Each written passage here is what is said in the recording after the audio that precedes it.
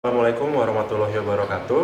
Perkenalkan, saya Maulana Indra Karisma, perwakilan dari kelompok AKR Korporindo. Saya ingin menjelaskan tentang tugas besar manajemen strategi, yaitu perusahaan AKR Korporindo. Sebelumnya, saya ingin memperkenalkan rekan-rekan saya.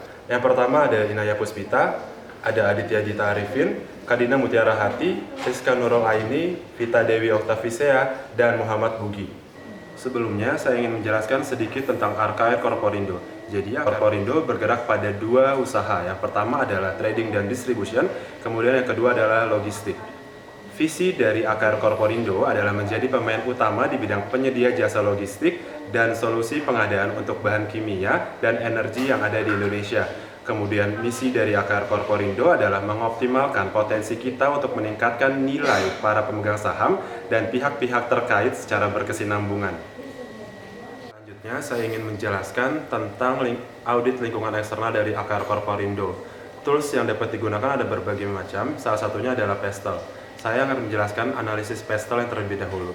Pestel itu terdiri dari 6 faktor. Pertama adalah politik, ekonomi, sosial, teknologi, legal, dan environment. Selanjutnya, saya akan menjelaskan tentang analisis Pestel. Analisis Pestel yang pertama adalah faktor politik. Di faktor politik terdapat beberapa fenomena, seperti reshuffle menteri dan pemilihan umum. Yang saya akan jelaskan adalah reshuffle menteri.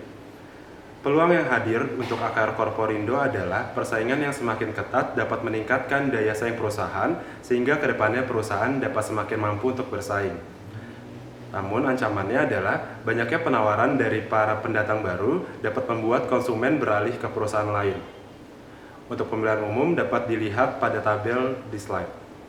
Kedua adalah ekonomi. Faktor ekonomi terdapat dua fenomena, yaitu menguatnya perekonomian Amerika yang berimbas pada berkurangnya likuiditas negara-negara berkembang, dan yang kedua adalah masyarakat ekonomi ASEAN atau MEA. Yang saya akan jelaskan adalah masyarakat ekonomi ASEAN atau MEA. Peluang yang akan hadir untuk AKR Korporindo adalah dengan semakin mudahnya aliran barang dan jasa yang masuk maupun keluar, maka peluang perusahaan untuk mengekspor produknya ke negara-negara lain di ASEAN semakin terbuka. Kemudian ancamannya adalah banyaknya pesaing akan menjadi ancaman tersendiri karena konsumen perusahaan dapat dengan mudah berpaling apabila penawaran dari pesaing lebih murah. Faktor yang ketiga adalah teknologi. Di faktor teknologi terdapat dua fenomena, yaitu website dan vendor managed inventory. Yang saya akan jelaskan adalah vendor managed inventory. Peluang yang muncul terhadap AKR Korporindo adalah konsumen atau pelanggan dapat dengan mudah mendapatkan BBM kapan saja. Ancamannya, jika proses supply chain terhambat, maka volume BBM akan menurun dan pelanggan berpindah ke pesaing. Faktor selanjutnya adalah faktor legal. Di faktor legal terdapat satu fenomena, yaitu kebijakan program pendidikan bagi karyawan. Peluang yang hadir adalah sudah siap jika ada tantangan di masa yang akan datang. Namun ancamannya adalah perusahaan saingan tidak pernah berhenti dalam membuat inovasi, sehingga AKR Korporindo juga tidak boleh ketinggalan dalam memperbaharui strategi dan inovasi terbaru dalam dunia manajemen bisnis. Memperbaharui pengetahuan dan skill manajemen terbaru yang sedang berkembang di dunia luar saat ini sangat penting untuk meningkatkan persaingan di dunia bisnis yang semakin ketat. Faktor selanjutnya adalah environment. Di faktor environment terdapat satu fenomena, yaitu membangun sejumlah stasiun pengisian bahan bakar untuk kendaraan bermotor dan stasiun pengisian bahan bakar untuk nelayan di berbagai lokasi di Indonesia. Peluangnya, jumlah penduduk di Indonesia yang sangat besar memungkinkan masyarakat untuk mengkonsumsi migas lebih banyak lagi, sehingga pembangunan stasiun pengisian bahan bakar bisa diperbanyak lagi. Namun ancamannya, persaingan dengan perusahaan-perusahaan migas lainnya yang ada di Indonesia. Yang digunakan selanjutnya setelah melakukan analisis Pestel adalah 5 force porter. 5 force porter terdiri dari 6, yaitu barriers to entry, barriers to exit, rivalry among competitors, power of buyer, power of supplier, dan availability to substitute. Dan untuk menilainya terbagi menjadi 5, yaitu highly unattractive, mildly unattractive, neutral, mildly unattractive, dan highly attractive. Dan hasilnya dapat dilihat di tabel berikut.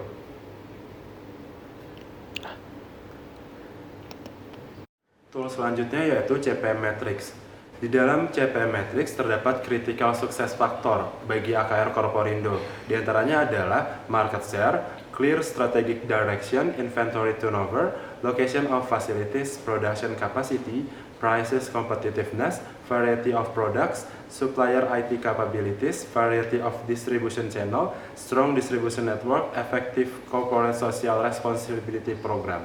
Nah, di market share, skor yang didapat oleh AKR Korporindo yaitu sebanyak 0,2. Di clear strategic direction sebesar 0,54, inventory turnover sebesar 0,16, location of facilities 0,3, production capacity 0,2, price competitiveness 0,4, variety of products 0,05, supplier IT capabilities 0,28, variety of distribution channel 0,5, strong distribution network 0,45, effective corporate social responsibility programs 0,06, sehingga totalnya diperoleh 3,14. Dibandingkan dengan perusahaan pesaing yaitu Pertamina, Pertamina mendapatkan skor 2,725. Peluang dan ancaman dari AKR Korporindo setelah melakukan analisis Pestel dan 5-Force Porter, kita dapat membuat yaitu EV matrix untuk AKR Korporindo.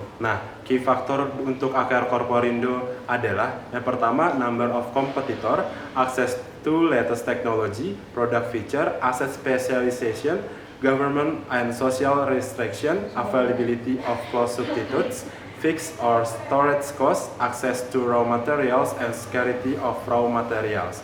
Nah, didapat nilai tertinggi dari key factor dari AKR Korporindo yaitu asset to latest technology dan asset specialization, yaitu sebesar 0,6 untuk access to latest technology dan sebesar 0,6 juga untuk asset specialization. Sehingga total yang didapat keseluruhan adalah 3,3. Nah, saya akan menjelaskan tentang value chain analysis AKR Korporindo. Di dalam value chain analysis terdiri dari inbound logistik, operation, outbound logistik, marketing and sales, dan terakhir adalah service. Di inbound logistik AKR Korporindo terdapat dua, yaitu integrate sort base dan inventory. Operation AKR Korporindo terdapat fleet management, cargo handling, dan loading offloading. Outbound logistik AKR Korporindo terdapat gas storage dan gas transportation.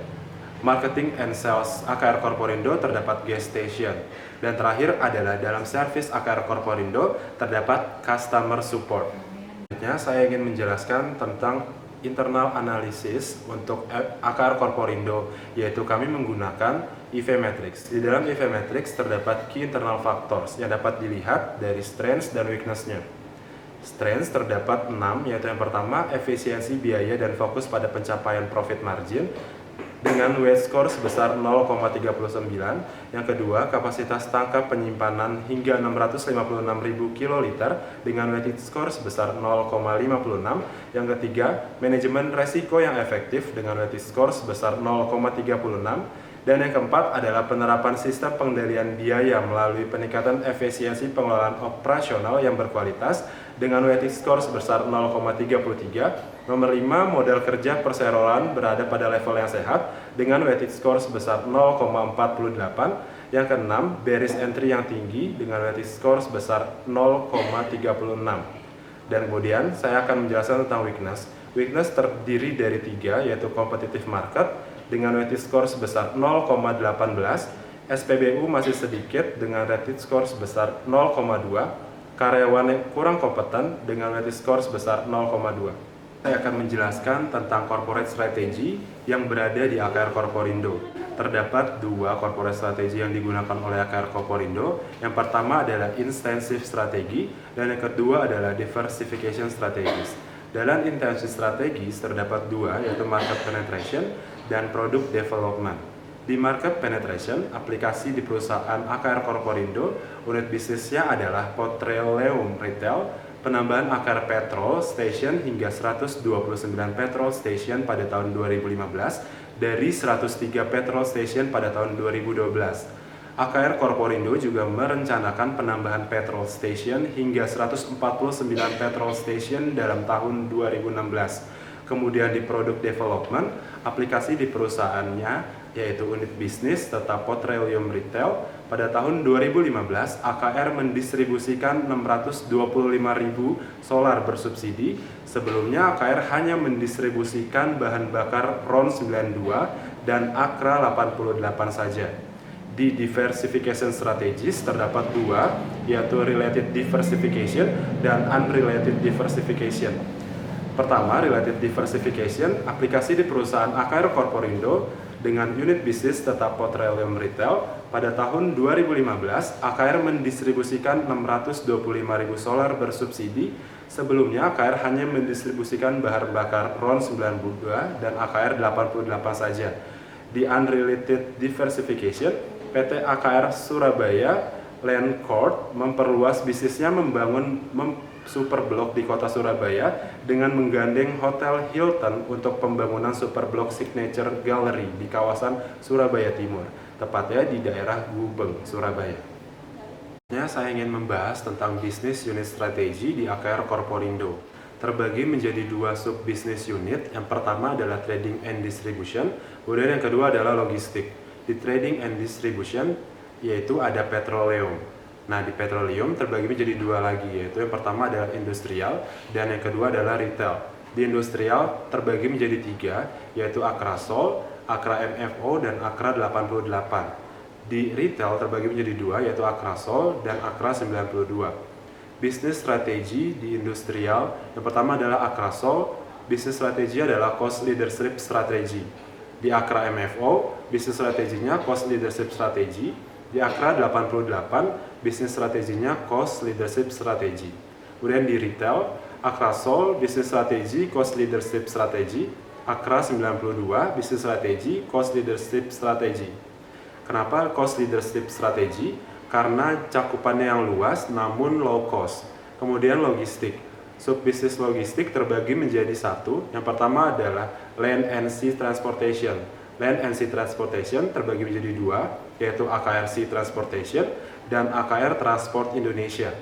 Bisnis strategi dari AKR Sea Transportation yaitu Fokus, dan bisnis strategi dari AKR Transport Indonesia Fokus. Fokus karena cakupannya yang kecil, namun produknya yang unik.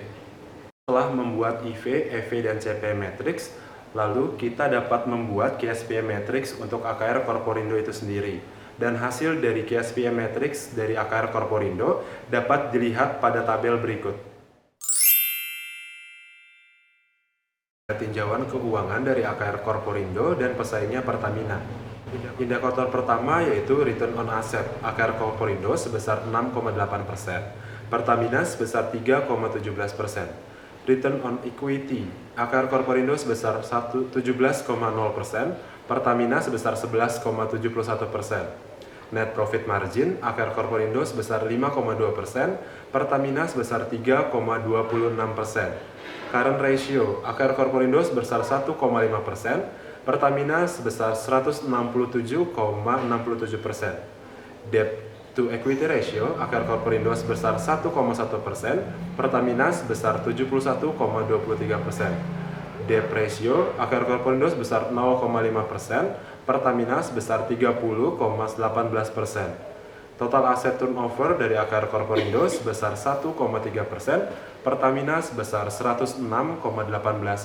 Adanya perubahan lingkungan eksternal dan disesuaikan dengan kondisi saat ini, maka FM Matrix pada AKR Korporindo juga dilakukan perubahan, yaitu diantaranya key factor yang berubah. Yang pertama adalah number of competitor, yang kedua access to latest technology, product feature, asset specialization, government and social restriction, availability of close substitutes, fixed or storage cost, access to raw material, scarcity of raw materials.